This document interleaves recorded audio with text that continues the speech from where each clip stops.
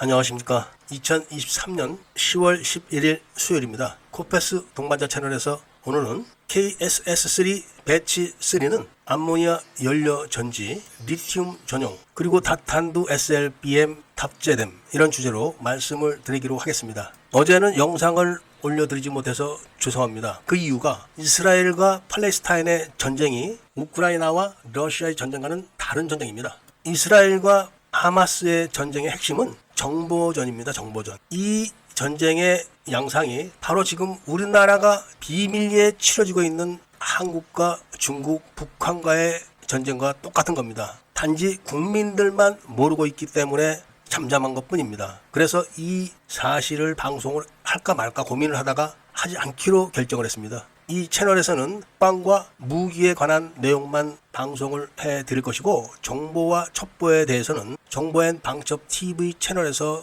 그냥 진행하기로 결정을 했다는 말씀을 드리고, 오늘이나 내일 이 말씀을 정보앤 방첩 TV 채널에서 해드리기로 하겠습니다. 오늘 이야기 주제는 KSS3 배치 3입니다. 이 배치 3에 대해서는 아무런 지금 언급이 없지만 원자력 잠수함으로 건너가기 직전까지의 마지막 단계인 리튬 배터리 전용 잠수함을 건조하는 일만 남은 겁니다. 우리나라도 도산 안창호급 배치 2가 리튬 배터리를 장착을 해서 지금 건조를 하고 있지만, 이것은 리튬 배터리 전용 잠수함의 설계가 아니라 그냥 도산 안창호급 배치 1에다가 납축전지를 떼어내고 그냥 그 자리에다가 리튬 전지를 탑재한 정도입니다. 현재 리튬 배터리 전용 잠수함은 일본의 타이게이급 잠수함이 유일하고, 타이게이급 잠수함도 일종의 시험 잠수함입니다. 실전 전력화된 잠수함은 2번 함인 하이게이급 잠수함뿐이 없는 겁니다. 리튬 배터리 전용 잠수함과 그냥 리튬 배터리를 탑재한 잠수함의 차이는 엄청납니다.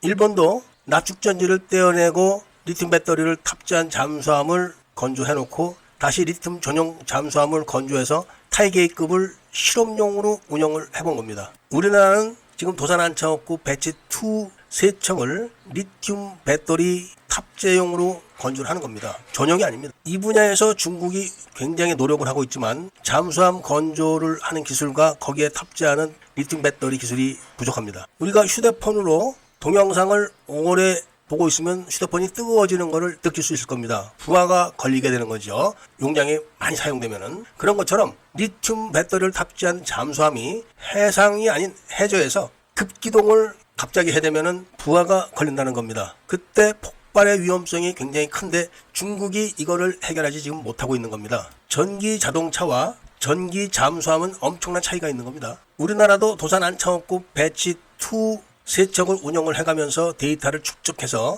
배치 3에서 리튬 전용 잠수함을 건조할 겁니다. 리튬 전용 잠수함은 설계하기에 따라 다르지만 거의 준 원자력 잠수함급입니다. 타이게이급시 지금 시속 20노트 속도로다가 수중에서 30시간을 잠항을 할 수 있다고 합니다. 배터리의 성능과 용량 그리고 설계에 따라 가지고 50시간만 지속할 수 있게 만든다면은 우리나라 연근의 작전에서는 원자력 잠수함이 필요가 없습니다. 일본은 이런 성능 때문에 타이게이급에서는 아예 AIP를 떼어냈습니다. 그런데 우리나라는 수소연료 전지 엔진이 아닌 암모니아 연료전지를 탑재합니다. 암모니아를 그냥 싣고 들어가서 거기서 수소와 물을 분리해가지고 자체적으로 발전을 하는 그 시스템이라 기존의 배치 2가 4주 잠항을 했다 그러면은 이 시스템은 5주 이상 잠항이 가능하다는 겁니다. 여기다가 시속 20노트로 50시간을 지속 잠항을 한 다음에 연료 전지로 충전을 해서 시속